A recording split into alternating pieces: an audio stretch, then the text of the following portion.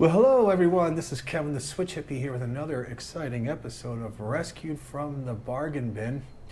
Except this isn't the bargain bin this time.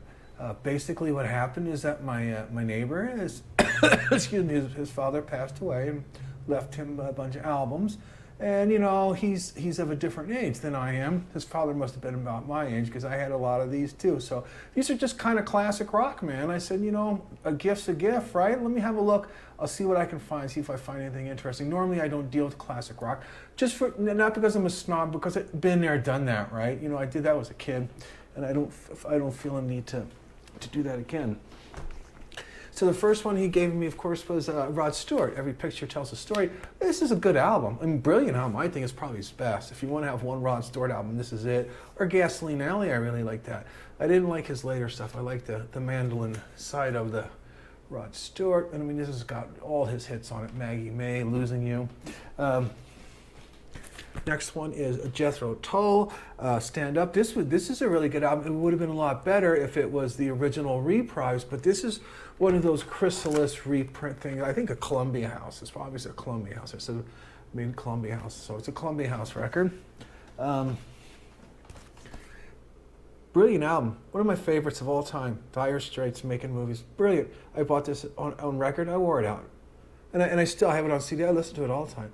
Romeo and Juliet.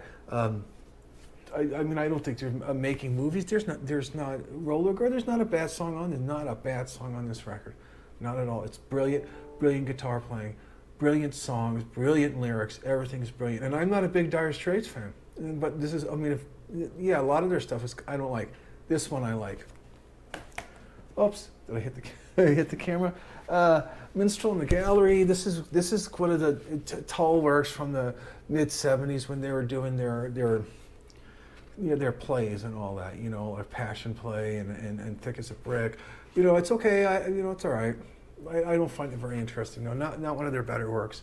I'm sure Jethro Tull fans will shoot me for that. And here's another Jethro Tull album, Heavy Horses. This one's not too bad. This was the follow-up to Song in the Wood. Song in the Wood was a really good album. This is follow-up. It's all right. Again, not one of my favorites. Love Over Gold, Dire Straits.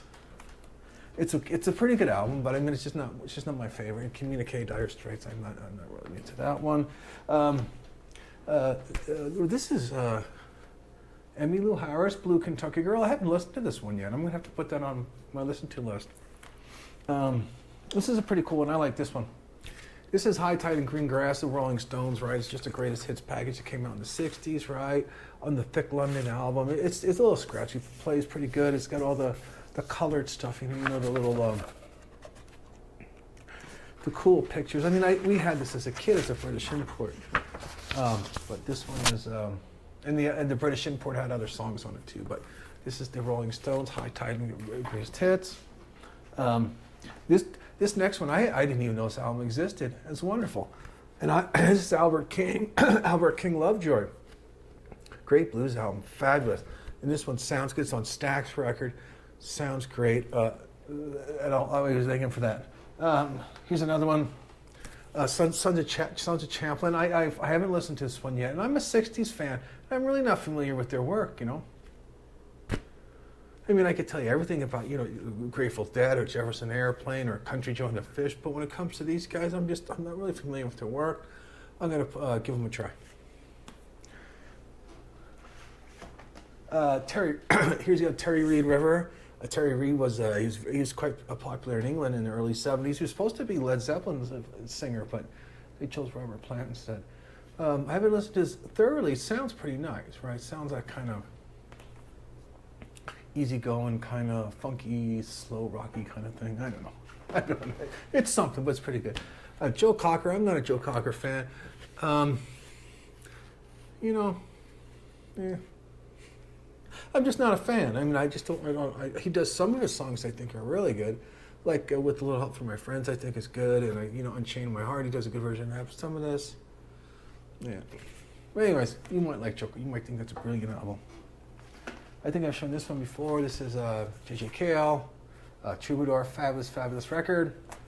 Love J.J. Cale, and of course, Let It Bleed. Who doesn't love Let It Bleed? fabulous record for the Rolling Stones. I think it was probably the first of their great Rolling Stone albums throughout the 70s, ending up maybe with Some Girls. Like, this was the first one, and that cycle ended with Some Girls. I don't know. Rolling Stone fans, I'm sure, will disagree with me, but I think it's a fabulous record. Not a bad song on here. And this is original. It sounds okay, and it's great. And I played sometime. I was playing it while I was working today. So, anyways, those are my daddy's records, part 1, because I think there's some more coming up too. So, we'll talk to you later. Bye.